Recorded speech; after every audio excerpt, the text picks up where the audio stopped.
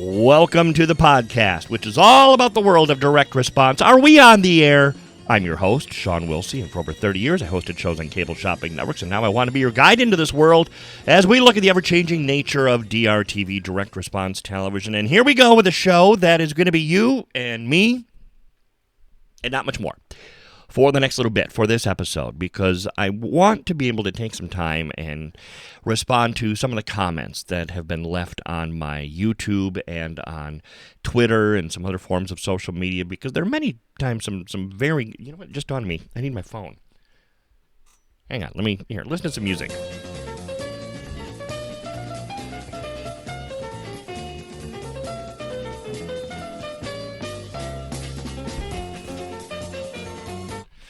See, a good broadcaster would have paused since we are recording this and just picked it up from there. But this is actually the second time I've started this show, so I don't feel like pausing and running the risk. But through the various forms of social media, there have been some very good comments that have been left.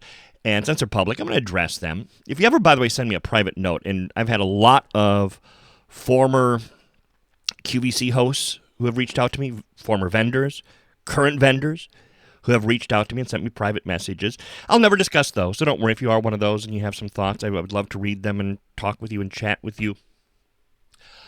But these are public forums that I'm going to address here, so I feel safe, I guess it is, in saying and bringing this up and talking about this. First, we'll do some YouTube, then some Twitter, and then the reason I had to get my phone, some Instagram, and plus I needed to have access to an app on my phone here that we'll talk in a little bit. By the way, what was I going to say? YouTube. If you follow me and listen to the show on YouTube, please try and find a podcasting app. There are many free ones. Most of them are free. There's a couple that charge. Don't use those. Spotify, the easiest one. iHeartRadio has one. Odyssey has one. If you have an iPhone, it comes with one. Alexa, you can ask Alexa to play the show if you have an Alexa device. I have one about 20 feet behind me. Just waiting to hear if she's saying anything now. She didn't. Okay, good. And so there's lots of ways to get the show, because I only put a few episodes up at a time on YouTube just to kind of get the word out there about the show. But this is fun to read the comments, and so I'm going to go over some of these because, frankly, some people are bringing up things I've wanted to go over for a while on the show, so this is a good time to start. Let's see. Let's begin with Ian's. I'm getting worried about this because I like to see Bargain Hunters, ABC, from July 6th. What? You want to see Bargain Hunt? Oh, he commented, I posted an episode of Bargain Hunters, that game show that I talked about in the first season, Trainwreck, and he wants to see more of it. Why, Ian? Did you watch the episode? Why? No, you don't. Anyway, no, let's get down to the posts on my show. Elma says, so fed up with QVC, no moral Sean X blitzed all the time, dancing around like someone in a bar, and the rambling from the new host compares to a high-powered woman we all know, never safe, comes in petite or links, very bad presentations, will never replace the older host. I think Elma hits a point that I want to address, and I don't know if Elma meant to or not, because there's this trend that I've caught towards... Well, and part of this goes to what we talked about in the last show, no broadcasting training. Most of the hosts there have no broadcasting training, meaning learning how to announce, how to be a professional announcer, how to speak into a microphone, to talk to one person. Some have journalism backgrounds. That's very different. Being taught how to be a journalist and be the person who sits at the news desk and reads the words on the teleprompter is very different than learning to be a broadcaster. And there used to be broadcasting schools. You could get a degree in mass communication from a college or university. Those are going away. Anybody can sit behind a microphone. So it's, and that's part of it. But also, it's this whole, and John Oliver, the HBO host, comedian, has a bit you can find on YouTube, speaking of YouTube, where he goes over all the time, people on QVC are talking about drinking wine. And he has a little montage, about 2 minutes long, of a host saying, where's my wine? I need another sip of wine. And then a guest is saying, I'm drinking wine. It's once in a while it's kind of cute, but when he can come up with a 2-minute montage of all of this, give it a rest, right? If you remember when Kathy Lee and Hoda were doing the fourth hour of Today's Show, their big thing was they would have a glass of wine on the set with them, and it's wild. They have wine at 10 in the morning. And, a guest would comment on it. They never touched it. They never drank it. It was just, it was a bit. It was just, out there with them, but they never, ever, ever drank it. But these hosts they're actually drinking it, and I don't know. That just, I'm with you, Elma. That comes across as unprofessional. That's just, there are many people, and again, not to get this depressing, but there are many people who have an issue with that, and so why would you risk offending people by, the last thing you do, especially in sales, is risk offending people. So anyway. Susan says QVC prices have skyrocketed. I can't afford their clothes anymore. It's evident QVC has put pressure on remaining hosts. Some are nearly rabid in their selling. I like that comment. And Kathy Levin kind of touched on that in our first season of shows, former QVC host, where she says, yeah, they've become more of a hard sell. The QVC approach and what made them different and successful was the backyard fence. It's you in your backyard talking over the fence with your neighbor. That was the approach. It worked. And now it's lost that. So when you have former hosts and even now many viewers saying it's more of a hard sell, that's not what made QVC successful. So I would agree with Susan. Another Susan, they need to look at their shipping costs. They are obscene. I won't shop there. And this, Susan, I'm glad you brought this up because this is a topic I have wanted to bring up for a long time. And that's shipping costs on all of the shopping networks. In that quarterly report, and I played part of the audio from QVC's report on the last show, one of the other things he brought up was that they've improved their shipping time so that items are out the door within like 48 hours or whatever it is. My package from Amazon is at my door in 48 hours. So it's a step in the right direction, but you still have a long ways to go. But you have to realize, too, Susan, that shopping networks, QVC, all of them, shipping is part of their bottom line. They rely on that. When they're doing their yearly budgets, the money they make from shipping and handling is part of it. They use it as a profit generator. It's not just, well, what's it cost to mail a letter now? 50 cents? I don't know. I have no idea. I just mailed my Mother's Day card last week, and no idea what it costs to mail that thing. But whatever it costs to mail that package from QVC or any of the networks, they add on their own margin. They add on their own money. So they're using shipping as a profit center. So that's why the free shipping specials are a thing of the past, and you don't see those. And always remember, too, if someone is saying, if you order this now, we're giving you free shipping, it has to be that. It has to be the normal shipping, let's say $9.99, is not there. If they build it into the price, they have to say shipping and handling included. Follow me? So if I'm selling an item for $30 and the shipping is $10, and I'm charging you a total of $30 to ship it, I'm giving you free shipping.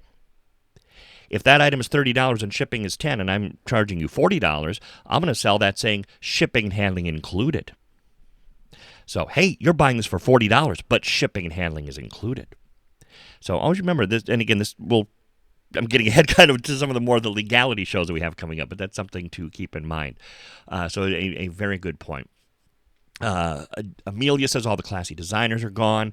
A number of people have commented on that. Also adds, I can't stand any of the hosts they've hired in the past decade. They're extremely unprofessional. And again, this is kind of the same theme, unprofessional. They don't have the broadcasting background. And she also adds, I find the two hosts together backfired. They banter and forget what they are paid to do. Also, if they have two hosts, they don't need models. Just take it off the air. That's a good idea. We'll shop on the web. Good point. Very good point. You got two hosts there. And she is observing what we've chatted about before. It's just the two hosts. They get distracted. They don't know what they're doing. I want to get to where is there was a good one, and there's a lot that is just don't like the host. Here's another one. Shipping.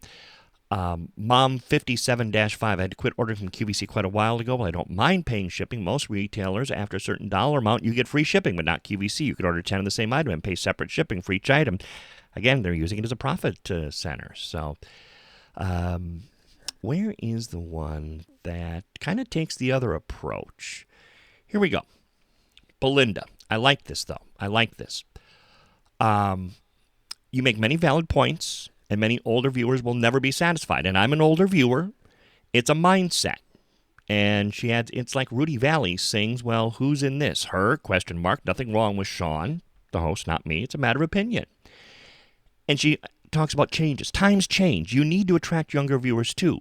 And like you said, sometimes the guest could sell the product on their own. I've seen guests sit there and do nothing. Not cool. We're in a new era, sadly.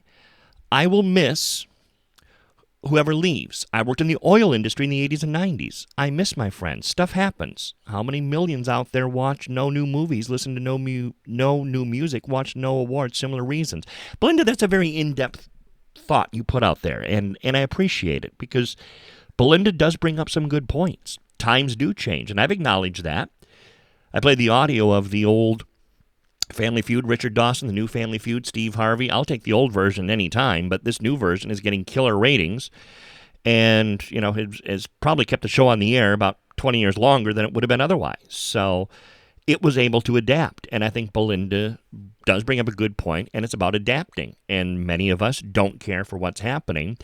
I maybe not, because again, as a broadcaster, I don't like the fact that it's just bad TV a lot of times.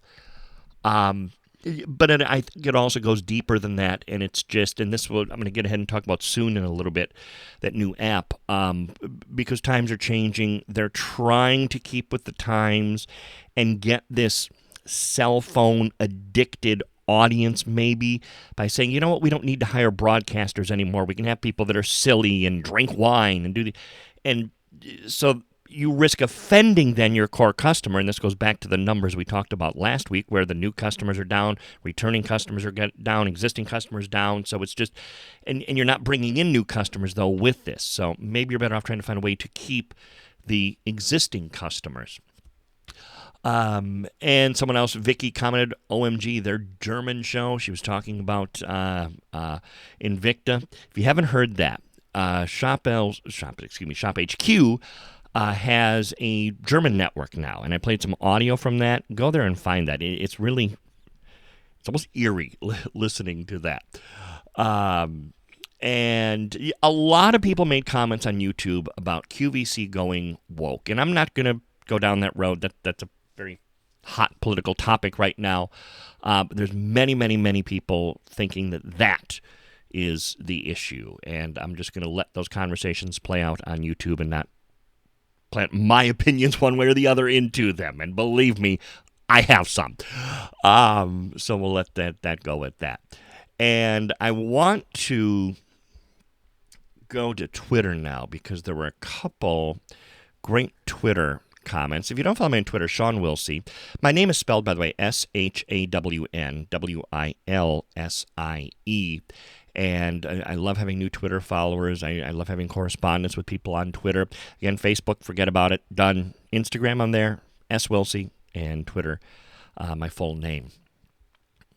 Let's see. Here we go.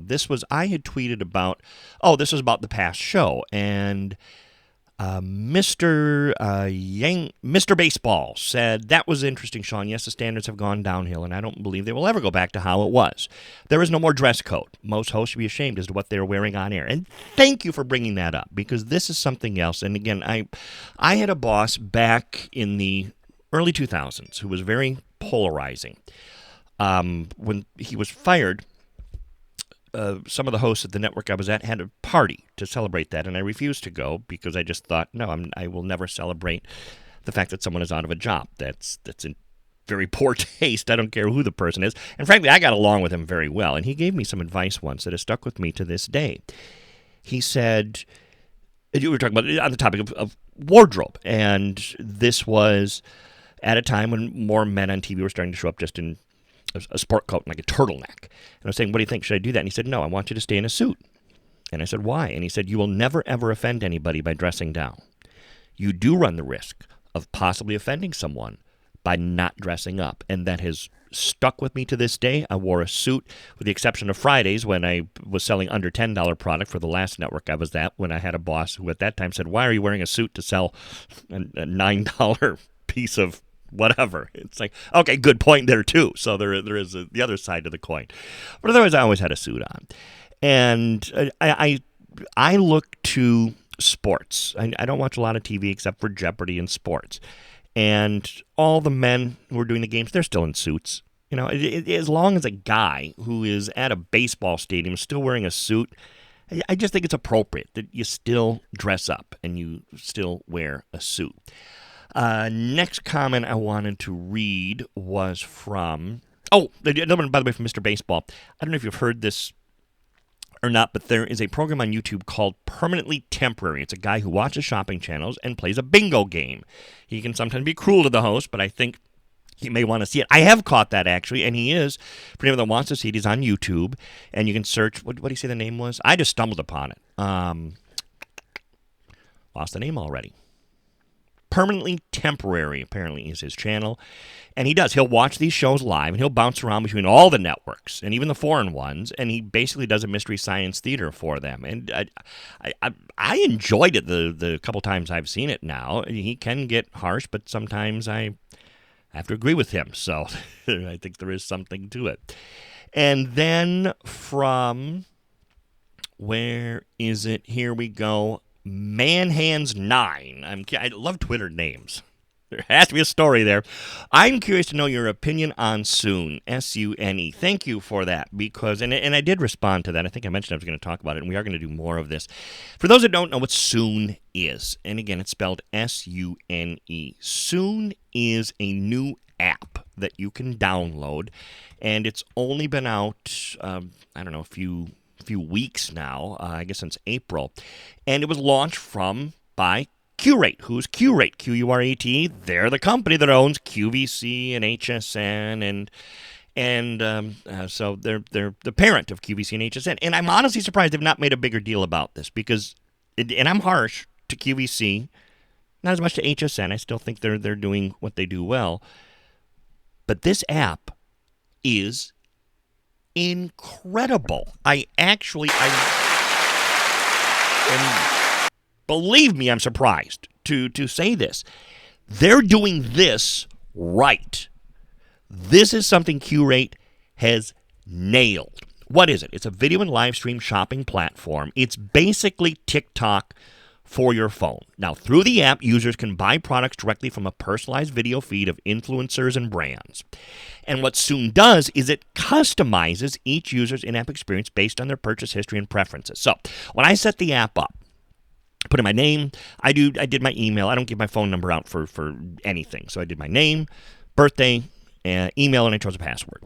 And then what I did was, it says, what are your interests? And so I picked jewelry, home, sports, and I don't, maybe skincare. I don't remember what it was. And then it asked another question. And now, as you scroll up, if you've been on TikTok, you scroll up, you're getting feeds, videos shot by influencers and people that are selling things, selling products that might be of interest to you. I got to be honest, I'm almost hooked on this app. It really is fantastic. And just in the interest of full disclosure, because I have mentioned before, yes, I'm a shareholder in Qurate. Not a lot, believe me, not a lot, but enough where their stock price kills me. So I'm not here to sell this app based on that. I am here because I honestly do believe they're doing something very right with this. So you can sit there and you can scroll and see videos that might be of interest to you. It's kind of like if you're watching QVC. Imagine you're sitting there watching QVC. You're putting on channel 10, whatever it's on in your town. And all of a sudden you put on QVC and they're selling some denim jeans. And you're like, well, I can go away for 5 minutes because they'll be selling this for 5 minutes. I don't care. Imagine if you could just swipe, and the jeans go away, and now they're selling diamond earrings. I don't care about that. Swipe, and now they're selling some cookware. Ooh, I like cookware. So I think the challenge is going to be fresh content, keeping it interesting, and the challenge for the influencers and for the content creators is going to be getting their attention within the first 7 seconds. I have the shortest attention span in the world. And 7 seconds, by the way, is the time that psychologists say you have to make a first impression. And you only get one chance to make a first impression. But in sales, I've always said the first 7 seconds are extremely important. So it's going to be up to these content creators to get people within the first 7 seconds. What are they going to do? How are they going to get people? How are they going to get their interest? So they're not swiping on to the next video. I think it's a brilliant app. I really do. I'm very impressed with what I'm seeing so far. The app will let the sellers manage their product assortment, their pricing, the shipping cost, the digital storefronts. Brands can use the platform's live studio. It really is smart. And I'm very surprised that Qurate hasn't made a bigger deal about this. Maybe it's a soft launch, and so they're not doing much with this. But I'm very impressed with what I've seen so far. Now, obviously, it's early days. Things can change, and who knows if Facebook or Instagram, they've dabbled in live stream and shopping, but they seem to be going the other direction now. They don't seem to care about it. So maybe Qurate has found the opening at the right time and saying, let's get in here and let's do something with this. So I think it's going to be interesting. Again, it's called Sune. I have it on my iPhone. That's one of the things I ran to. One of the reasons I had to go run and grab my phone, because it's such an interesting app. Scroll through, there's some jewelry. Okay, board, swipe onto something else. Hang on, trying to turn my audio up. And again, I just jokingly said jeans. Well, it's jeans. Okay, I'm bored. Swipe. Okay, this is just some earrings. They're just playing music and showing them on a model. Let's swipe. Music and a model on a $91 bikini. Let's swipe. A lot of these are just music and then video. Therapy notebooks, $52 for a set of 2 notebooks. But like TikTok, there's video and there's words on the screen that explain it. Let's swipe. Oh, what's this? It's food. Chocolate chip cookie dough. What is it, a cocoa? No, don't let David Venable see you selling cocoa. They made a movie about cocoa. It's a snack. That's it. That was interesting. That kept my interest there. I was really intrigued by that one. Here's sunglasses. For something, I always like to find ones that are just slightly unique, like have one little detail that's different, and these have this nice bottom half. Okay, that's a good selling technique. She got your interest. She found a problem, and there's her solution. Problem solution. So that might keep people watching, selling her sunglasses. But anyways, it's called Sune, Sune, and I find myself picking this up and just commercial break, Astros game. I'm probably the only guy watching an Astros game who picks up his phone and starts watching Sune. Anyway, so that was a Twitter question. And Andre made just a comment about Shop HQ, about how their standards just seem to have gone down. And yeah, we talked about that on an earlier show, certainly, about the whole women with the tape on their chest.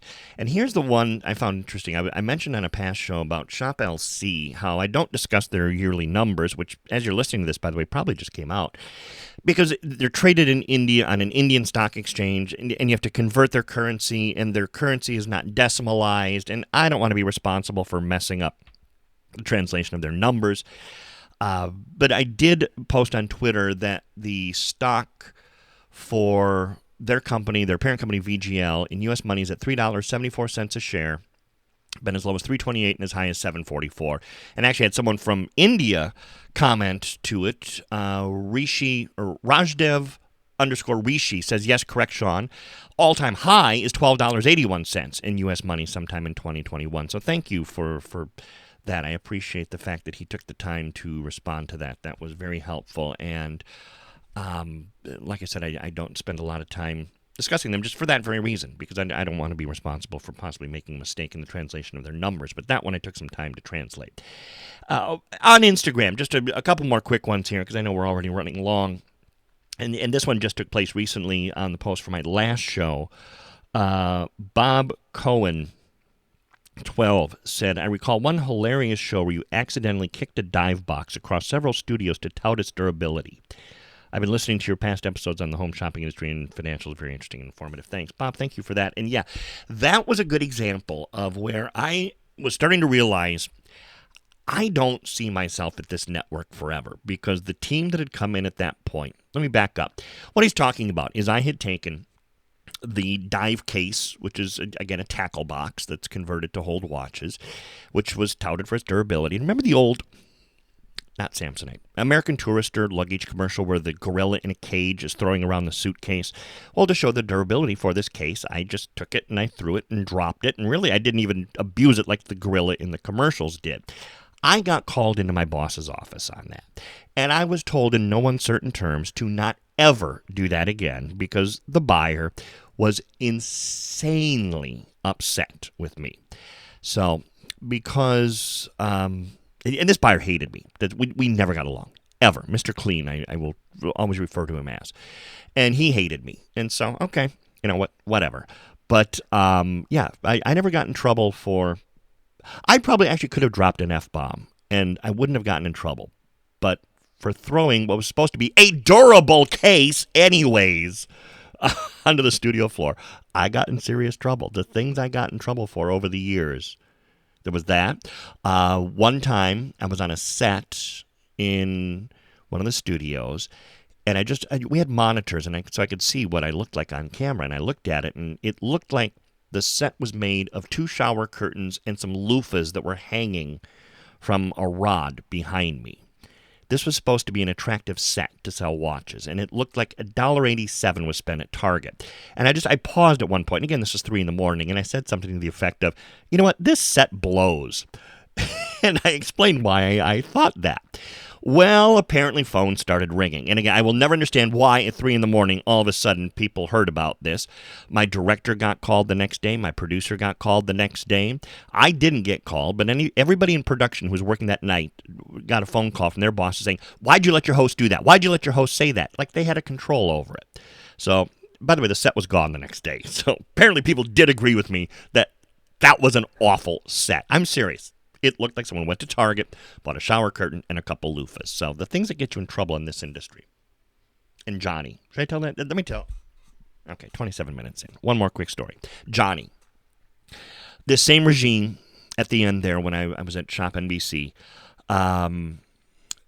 they had this, I almost said something I shouldn't. They had this affinity for host live promos, HLPs we called them, meaning we had twice an hour to stop everything we were doing to promote something in an upcoming show. And it annoyed me to no end. We get a good run going. It's like the sales are coming in, the volume's going, and I have to stop what I'm doing, selling these watches, to spend a minute promoting a skincare line that was going to air in 12 hours when my viewers would be sound asleep because I was working like the 5 a.m. or something at that point. Anyway, I hated these. Hated them. It's all that management team cared about were the HLPs, the host live promos. So I invented this character, Johnny. Kind of as a spoof of like Johnny Olsen. You know, all the game show announcers were always Johnny. Johnny Jacobs, Johnny Olsen, Johnny, there was another one, Johnny Jacobs, Olsen, Gilbert. Johnny, is that the Jeopardy? Yeah. So anyway, so I created this Johnny, and I do this voice. And so to get to these, because we had a script we had to read. And so I'd say, well, we're going to stop selling watches right now because Johnny has a few words about a show coming up this afternoon. What do you got, Johnny? And then they'd cut to the product, a picture of the product. Well, make sure you join us at 2 this afternoon when Isomers is going to be presenting this 6-piece kit for the 3rd time this season. And so I'd read the script. And then back to you, Sean. Pause. Well, thank you, Johnny. Make sure you tune in for that show. And now back to watches, which is why you're tuned in. Anyway, so my boss called me into his office, and I had to get rid of Johnny. He said, you have to get rid of Johnny. So I thought, well, maybe I'll kill him off, and I decided not to. So I sent him to, I found a city in like northernmost Canada before you hit the North Pole, and my on-air story was he had joined the Royal Canadian Mounted Police and was now up at this city, whatever it was, in the Mounties, because the audience loved Johnny. I will to this day get people saying, "Whatever happened to Johnny? Whatever happened to Johnny?" They remember him, and so I just one short of killing him off by sending him to the Northwest Territories, and he vanished. How did I get on that? I don't know, but good memories. So, hey, listen, but no, thank you, and keep the comments coming. If you do have comments for my YouTube, Twitter, that's the best place to leave those. Twitter in particular, find me on Twitter, Sean Wilsey. Please subscribe wherever you get your podcasts so you never miss a show. Plus, you can listen to the archive of past shows. I hope you'll check me out on Twitter, Facebook, and YouTube at Sean Wilsey, and on Instagram at SWilsey. Thank you for downloading this edition of Are We on the Air? This has been a King Bobby production. Yes, I know, Travis. That's why we give such bargains.